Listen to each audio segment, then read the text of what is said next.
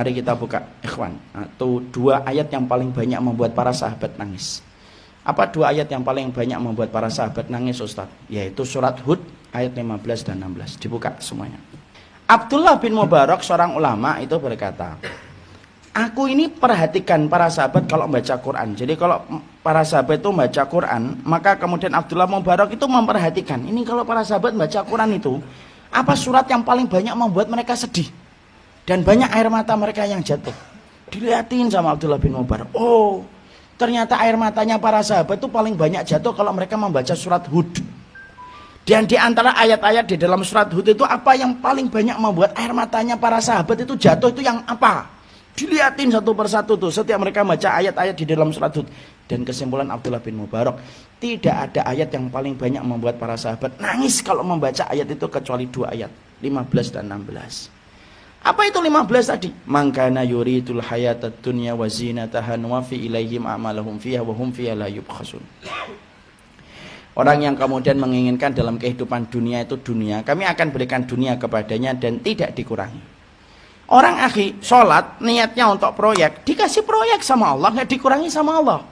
Ustaz, ada kok teman saya itu, dia itu sedekah untuk bisnisnya berhasil. Ya memang dikasih sama Allah, bisnisnya itu berhasil. Kenapa? Allah memperlakukan kita sesuai dengan niat yang kita tanam. La yubkhasun, tidak dikurangi oleh Allah. Ada orang kemudian sholat tahajud supaya kemudian tokonya laku. Ya tokonya laku, dikasih sama Allah. Dan Allah mengatakan apa? Nuwafi ilaihim a'malahum fiha wa hum fiha la yubkhasun. Allah menyampaikan, kami kasih sesuai dengan apa yang mereka inginkan dari dunia itu, dan kami tidak mengurangi sesuai dengan apa yang mereka usahakan. Itu kata Allah. Cuma ayat ini tidak berdiri sendiri, ikhwan. Ayat ini disambung dengan ayat yang ke-16. 16-nya apa? Ulaikal ladzina salahum fil akhirati ilan nar wa habita ma sana'u fiha wa batilum ma kanu ya'malun. Orang-orang yang semacam itu sudah dikasih balasannya dan ganjarannya di dunia, di akhiratnya enggak mendapatkan apapun kecuali neraka. Sia-sia apa yang mereka lakukan, batil atas apa yang mereka usahakan. Jadi kalau ada orang kemudian sholatnya untuk mendapatkan kesuksesan dalam bisnis, bisa jadi nanti ketika di pengadilannya Allah, timbangan ditegakkan, pengadilan Allah sudah mulai dijalankan, maka dia kaget, loh kok sholat saya tidak ada yang cantel itu di dalam timbangan saya ya Allah, loh sholat saya kemana? Allah jawab, nah sholat kamu kan untuk proyek, dan aku sudah jadikan proyek kamu berhasil kan? Saya dakwah tiap hari, kok nggak ada ini, kok nggak ada nih, tiap hari saya dakwah kok malah nggak ada di dalam timbangan ini. Allah menyampaikan, lu kan niat pertama kamu untuk dakwah itu kan untuk cari kekayaan. Sudah aku kayakan kan dirimu dengan apa yang kamu kemudian terima. Ada orang nanya, loh saya sholat duha tiap hari, kok sholat duhanya nggak ada di dalam mizan kebaikan saya ya Allah? Allah jawab, loh sholat duhamu itu kan supaya kemudian ketika kamu lagi merintis bisnis, bisnismu sukses.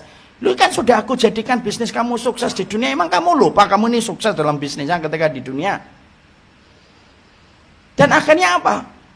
Tidak mendapatkan apapun kecuali balasannya neraka yang dijanjikan oleh Allah ketika kemudian dia meniatkan dengan apa yang dia datangkan selain Allah. Allah itu berinteraksi sesuai dengan niat yang kita tanam, ikhwan. Kalau saya dakwahnya niat pertama saya adalah untuk kemudian kekayaan, ya dikasih kekayaan sama Allah. Kalau antum kemudian puasa sunnah, antum sholat tahajud dan lainnya itu supaya kemudian antum mendapatkan sekeping dari kenikmatan dunia, dikasih sama Allah. Tapi ingat ya, di akhiratnya nggak dapat apa-apa. Kenapa? Sudah disegerakan oleh Allah di dunia. Makanya sampai-sampai para sahabat Nabi itu kalau makan kurma, ini sering saya ulang-ulang. Para sahabat Nabi itu kalau makan kurma nangis. Kalau ditanya kenapa nangis? Dua sebab. Satu, karena kurma kami lebih gede daripada kurma yang dimakan Rasul. Dua, karena mereka khawatir, ya Allah jangan-jangan balasan ibadah kami itu sudah Allah kasih dengan kurma-kurma enak yang kami nikmati ketika di dunia. Jangan-jangan di akhiratnya sudah tidak ada lagi balasan. Itu para sahabat itu saking sensitifnya sama cinta akhirat itu sampai perkara kecil itu dipikirkan mendalam oleh mereka. Dan saya ingatkan ikhwan, kalaupun antum meniatkan ibadah ini untuk akhirat, pasti dapat kok dunia itu. Kenapa gitu Ustaz?